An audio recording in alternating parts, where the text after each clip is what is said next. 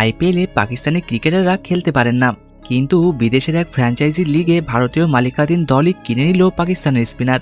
আর এরপরই সোশ্যাল মিডিয়ায় তীব্র বিতর্ক ট্রেন্ড হতে শুরু করেছে হ্যাশট্যাগ শেম অন এসআরএইচ এবং হ্যাশট্যাগ বয়কট সানরাইজার্স। তাহলে কি ঘটল? কেন হঠাৎ করে বিতর্কের কেন্দ্রবিন্দুতে সানরাইজার্স হায়দ্রাবাদ? চলুন পুরো ঘটনাটা সহজভাবে জেনে নেওয়া যাক। বৃহস্পতিবার ইংল্যান্ডের জনপ্রিয় ফ্র্যাঞ্চাইজি ক্রিকেট লিগ দ্য 100-এর নিলাম অনুষ্ঠিত হয়।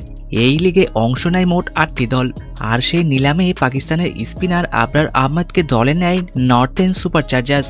এই দলটির সঙ্গে আবার শেয়ার রয়েছে সানরাইজার্স হায়দ্রাবাদের মালিকানার। আর সেখান থেকে শুরু হয়েছে বিতর্ক।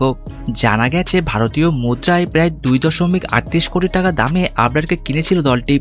ভারতে দীর্ঘদিন ধরেই ইন্ডিয়ান প্রিমিয়ার লিগে পাকিস্তানি ক্রিকেটারদের খেলার অনুমতি নেই। 2008 সালের পর থেকে রাজনৈতিক পরিস্থিতির কারণে আইপিএলে আর পাকিস্তানি খেলোয়াড়দের দেখা যায়নি। তাই এবার বিদেশি লিগে ভারতীয় মালিকাধীন দল যখন পাকিস্তানি ক্রিকেটারকে দলে নেয়, তখনই অনেক সমর্থক প্রশ্ন তুলেছেন। সোশ্যাল মিডিয়ায় এক নেটিজেন লিখেছেন, ভারতীয় দলগুলো এত বছর ধরে জাতীয় আবেগের সম্মান রেখেছে, কিন্তু বিদেশি লিগে এসে সেই নীতি কোথায় গেল? আর একজন লিখেছেন, যদি লাভই সবকিছু হয় তাহলে ভারতের প্রতিনিধিত্ব করার দাবি করবেন না।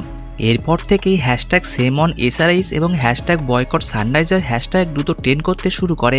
শুধু সানরাইজার্স নয়, ইংল্যান্ডের এই লিগে একাধিক ভারতীয় ফ্র্যাঞ্চাইজির মালিকানা রয়েছে।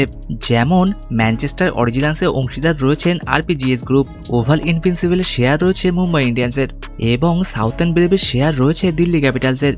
অর্থাৎ মোট 8টি দলের মধ্যে 4টিতে রয়েছে ভারতীয় মালিকানা।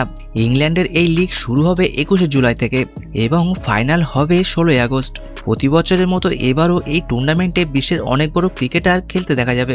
এই বিতর্কের মধ্যেই আরেকটি বড় প্রশ্ন ঘুরছে ক্রিকেট মহলে, কারণ চলতি সময়ে মধ্যপ্রাচ্যের সংঘাতের প্রভাব পড়েছে আন্তর্জাতিক ক্রিকেট সূচিতে। ফলে আইপিএল সময় মতো শুরু হবে কিনা তা নিয়েও কিছুটা অনিশ্চয়তা তৈরি হয়েছে।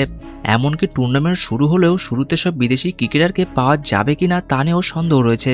সব মিলিয়ে একদিকে যখন আইপিএলের সূচি নিয়ে অনিশ্চয়তা, অন্যদিকে বিদেশি লিগে ভারতীয় মালিকাধীন দলের পাকিস্তানি ক্রিকেটারকে কেনা, এই দুই বিষয় মিলিয়ে ক্রিকেট দুনিয়ায় নতুন বিতর্কের ঝড় উঠেছে। এখন দেখার বিষয় এই বিতর্ক কতদূর গড়ায় এবং দল বা লিগ কর্তৃপক্ষ এই বিষয়ে কোনো প্রতিক্রিয়া জানায় কিনা। আপনার মতে বিদেশি লিগে ভারতীয় মালিকাধীন দল পাকিস্তানি ক্রিকেটার কিনলে কি সমস্যা আছে, নাকি ক্রিকেটকে রাজনীতির বাইরে রাখা উচিত?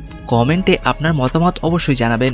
ভিডিওটি ভালো লাগলে লাইক ও শেয়ার করুন এবং ক্রিকেটের এমন আপডেট পেতে চ্যানেলটি সাবস্ক্রাইব করতে ভুলবেন না। চলুন দেখা হচ্ছে আরেকটি নতুন ভিডিওতে। ধন্যবাদ।